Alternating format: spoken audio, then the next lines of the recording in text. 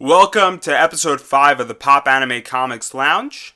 This week my guest is Kevin Bauer, the writer of Tasha and Master, a comic that just recently raised the appropriate funds on Kickstarter. In this interview we spoke about what made him gravitate towards comics and how he really got this project off the ground and how he found his artist, his colorist, and everybody who was involved in the production of this comic.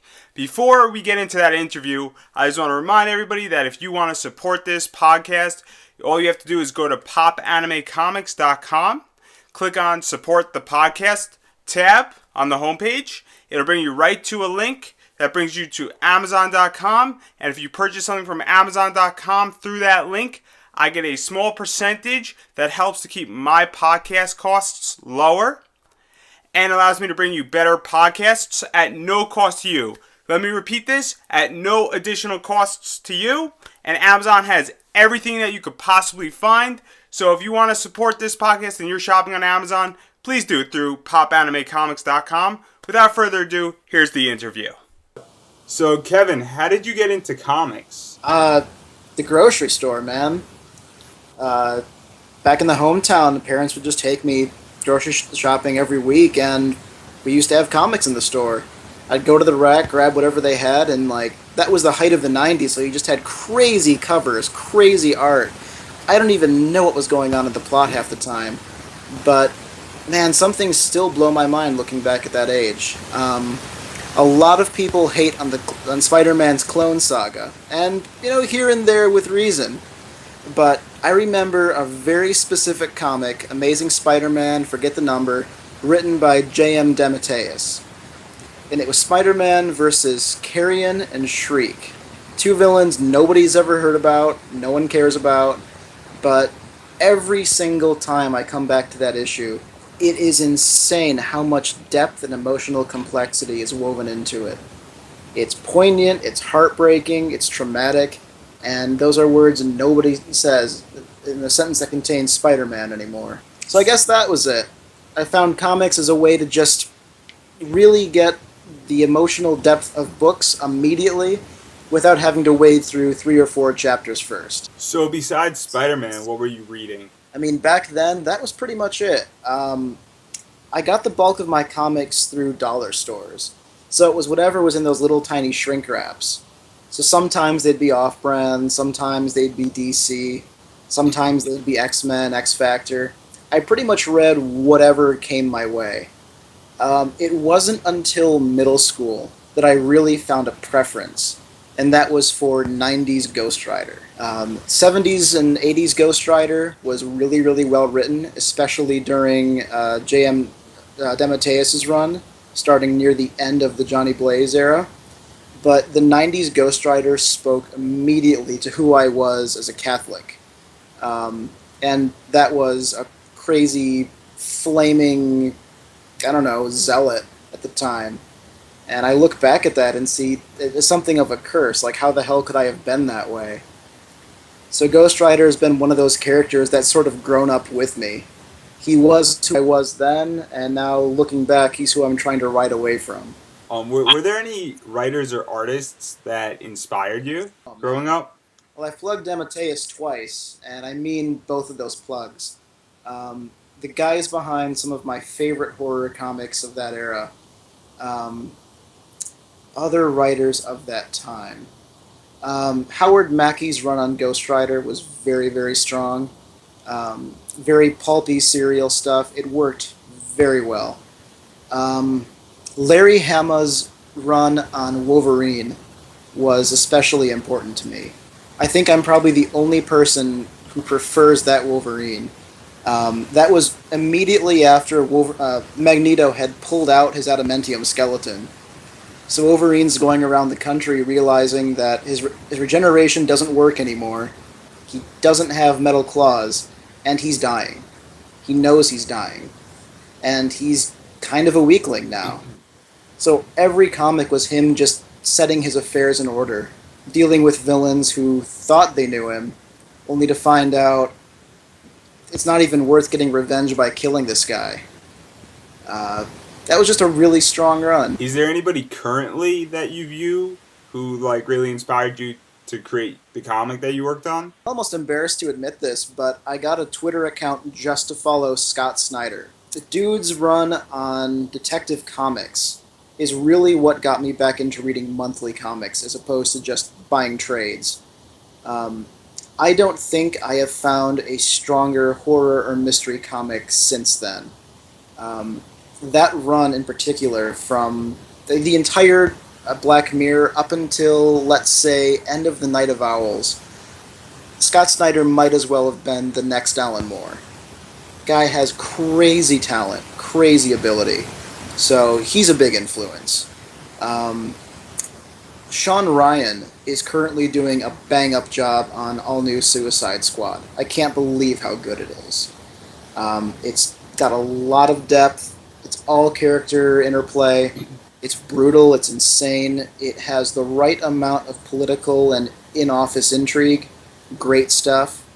I don't know who the author is off the top of my head, but whoever the hell is writing Afterlife with Archie, good job, man. You are kicking ass left and right. So, to dive into your creation, the story of Tasha and Master, could you briefly describe the story? Yeah. It is all about a Siberian husky protecting her master in the post-apocalypse. And I did say it in that order. It is entirely from the dog's perspective. So, it's winter, it's cold, they're hunting for food, and the dog's owner looks for food in the wrong place, and everything kind of goes from there. So where did the inspiration come from with this comic?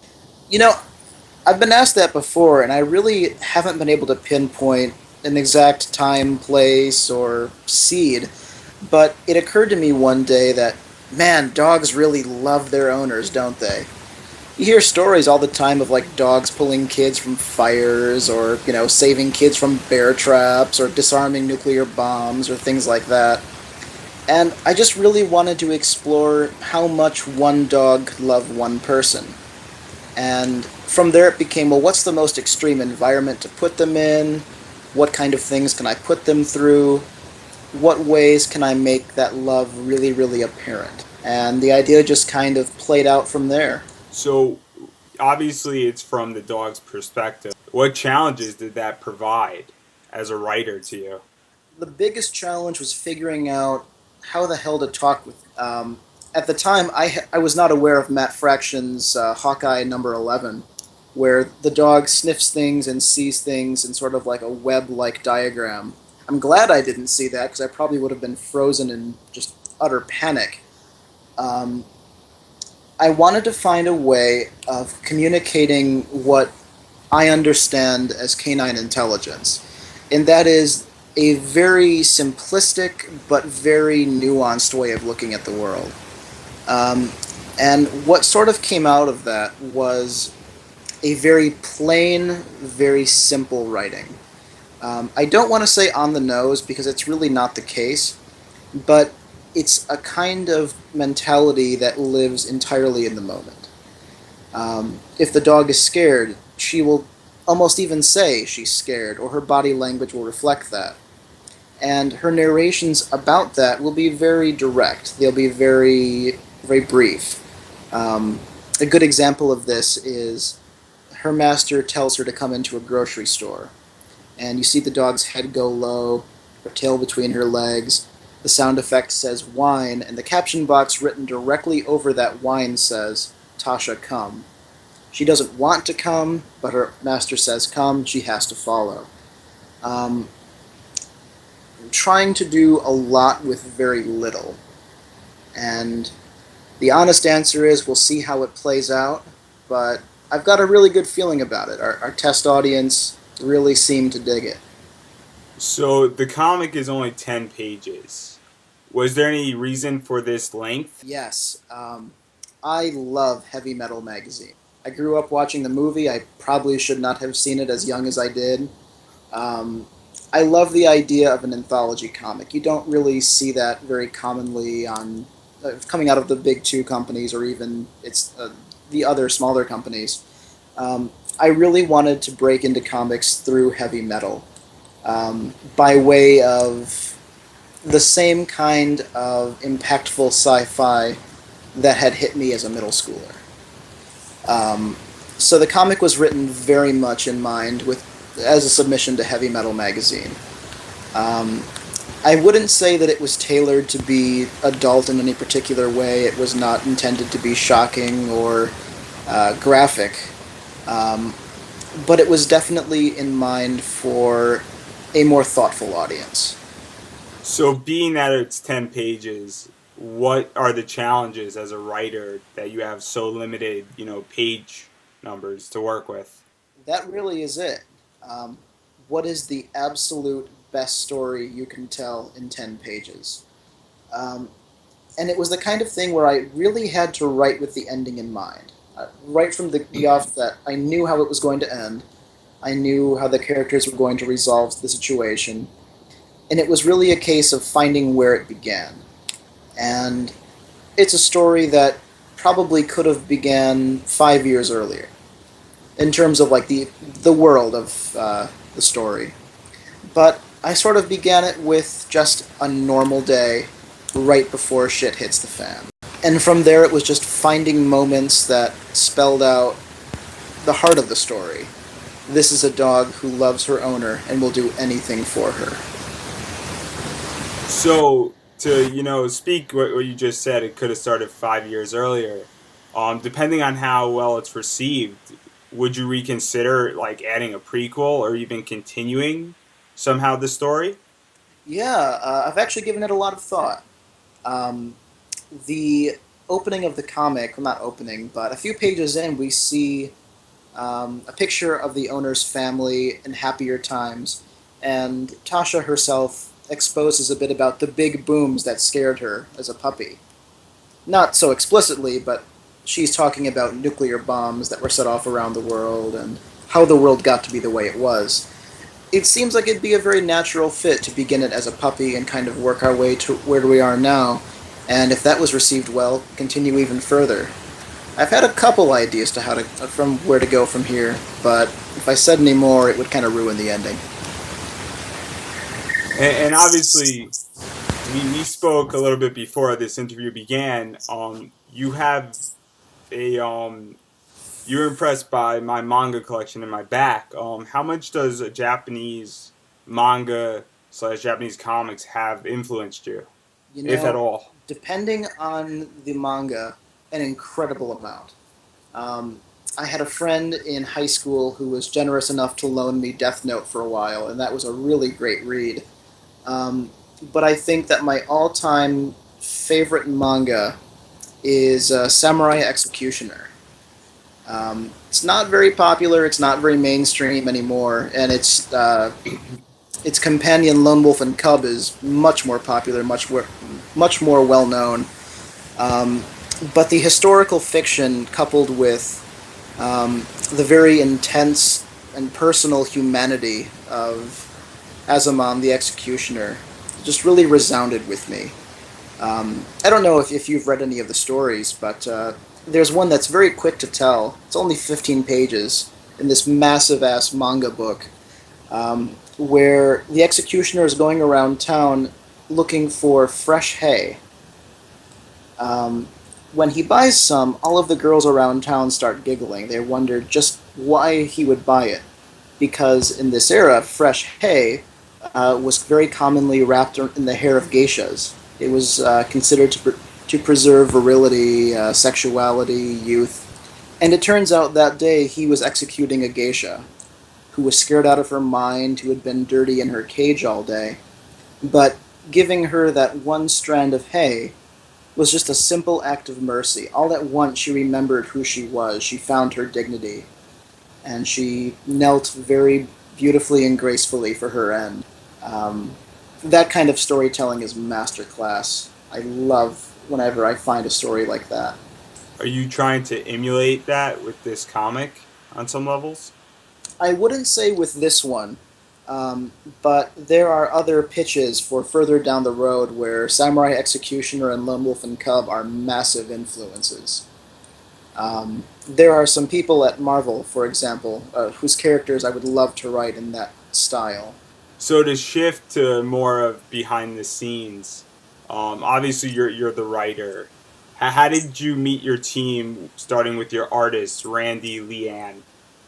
Well, to start with her, I actually have to take a step back to my producer. I worked with Jonathan Graves, who is a film producer in his own right, of his own company called Grinning Gravestone. They're sort of like little short Tales from the Crypt segments. He was working with me at my previous job, and I knew he was going to Comic Con that year. I want to say that was 2012 or 13. Let's say 13. And I knew I needed an artist. Artists were hard to come by. I didn't really know how to find them on my own. And that's where he found Randy.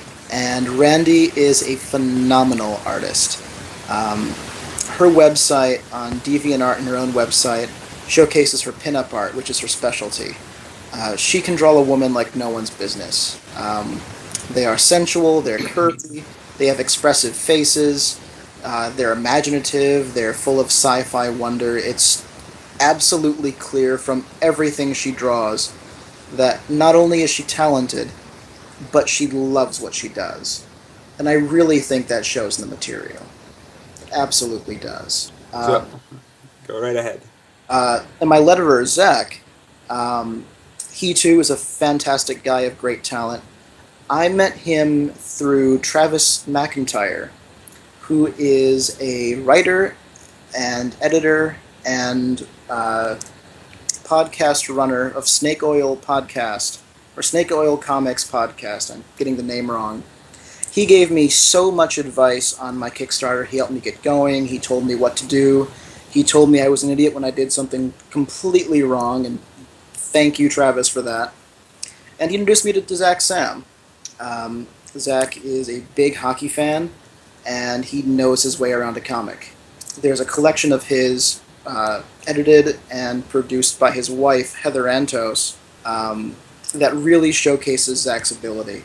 Not only can he letter, which is crazy hard in the first place, but the guy can change his style on a dime. In that one collection, Unlawful Good, he goes through about 5 to 6 different distinct styles, and it's incredibly impressive to read as a result. So how do you communicate with your artist and your letterist? With lots of pleases and thank yous. I know my team is super busy, and it can be hard communicating at times. But really what it is and what it comes down to is a very direct and clear channel of communication. I do my best to be as expressive as possible in the descriptions in the script, and when I get pages back from Randy, I suggest notes. If she agrees, she agrees. If she disagrees, we have a conversation. And it kind of goes from there.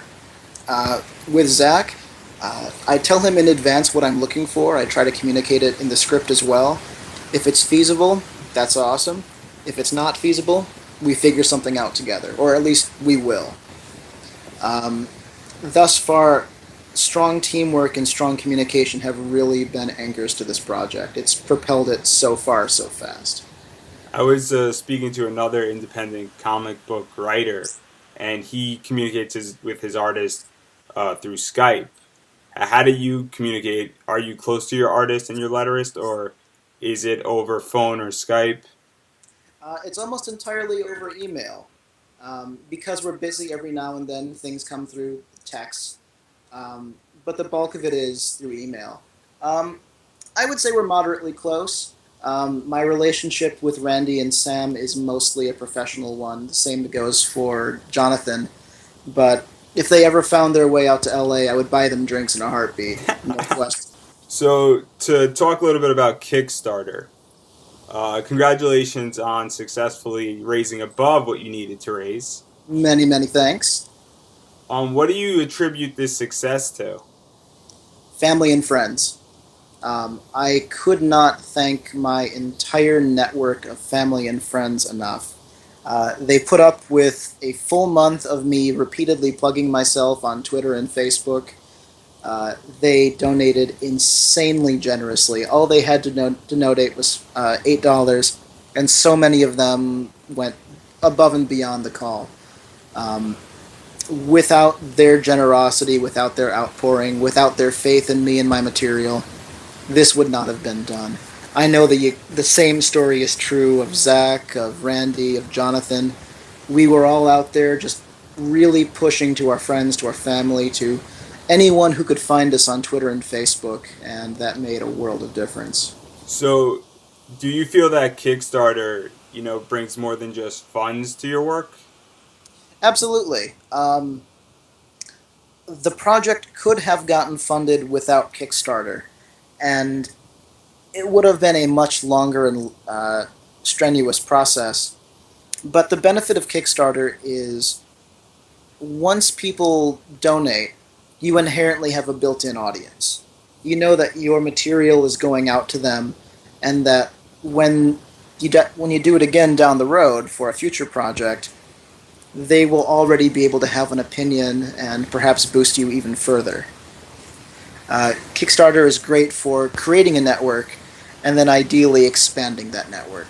So, do you feel that Kickstarter is really, what helps people who want to enter the independent comic world publish a lot of their works and get it out to their audience members? Tentatively, yes, but admittedly, this is my first tentative steps into that world.